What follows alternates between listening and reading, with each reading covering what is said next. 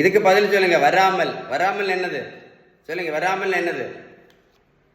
Sugar, pressure, கெட்ட cholesterol. சரியா? இந்த 3 நோயும் வராமல் இருக்கணும்னா நம்ம என்ன பண்ணணும்?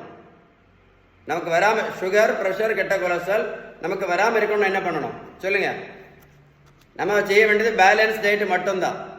நீங்கள் பேலன்ஸ்டு டயட் கரெக்டாக ஃபாலோ பண்ணீங்க அப்படின்னா, நல்லா கேட்டுடுங்க, பேலன்ஸ்டு கரெக்டாக ஃபாலோ பண்ணீங்கன்னா அப்பாவுக்கு இருந்தாலும் சரி, அம்மாவுக்கு இருந்தாலும் சரி, தாத்தாக்கு இருந்தாலும் சரி, பாட்டிக்கு இருந்தாலும் சரி, நீங்கள் பேலன்ஸ் டயட் கரெக்டாக ஃபாலோ பண்ணீங்க அப்படின்னா இந்த இன்சுலின் ரெசிஸ்டன்ஸ் நம்ம உடம்புல வராது.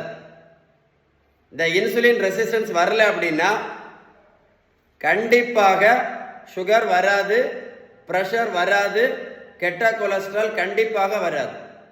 அவ்வளோ பவர்ஃபுல் இது இந்த பேலன்ஸ்டு டயட். அதனால தான் நான் அடிக்கடி சொல்லிகிட்டே இருக்கேன், பேலன்ஸ் டயட் கரெக்டாக ஃபாலோ பண்ணீங்க அப்படின்னா இந்த மாத்திரை இல்லாமல் ஜாலியாக இருக்கலாம், இந்த இன்சுலின் இல்லாமல் ஜாலியாக இருக்கலாம். நான் சொன்ன இன்ஃபர்மேஷன் உங்களுக்கு உண்மையிலே யூஸ்ஃபுல்லாக இருந்தால் கமெண்ட்ஸில் OES டைப் பண்ணுங்க, வீடியோ லைக் பண்ணி ஷேர் பண்ணுங்க. ஷேர் பண்ணீங்கன்னா இந்த பேலன்ஸ் டயட்டை பற்றி நிறைய பேர் தெரிஞ்சுடுவாங்க. ஷேர் பண்ணுவீங்களா? கண்டிப்பாக ஷேர் பண்ணுங்க. ஏன்னா நிறைய பேர் வந்து மாத்திரை கஷ்டப்பட்டுட்டு இருக்காங்க, இன்சுலின் போட்டு கஷ்டப்பட்டுட்டு இருக்காங்க. போடுறவங்களுக்கு தான் தெரியும் அந்த கஷ்டம் என்னன்னு உள்ளது. புரிஞ்சுதா இல்லையா? அதே மாதிரி மாத்திரை போடக்கூடிய ஆளுக்கு தான் தெரியும் இதுக்கு கஷ்டம் என்ன அப்படின்னு. பேசாமல் பேலன்ஸ் டயட் ஃபாலோ பண்ணாலே போதும். ஸ்டே டியூன், ஷேர் பண்ணுங்க. ஓகே.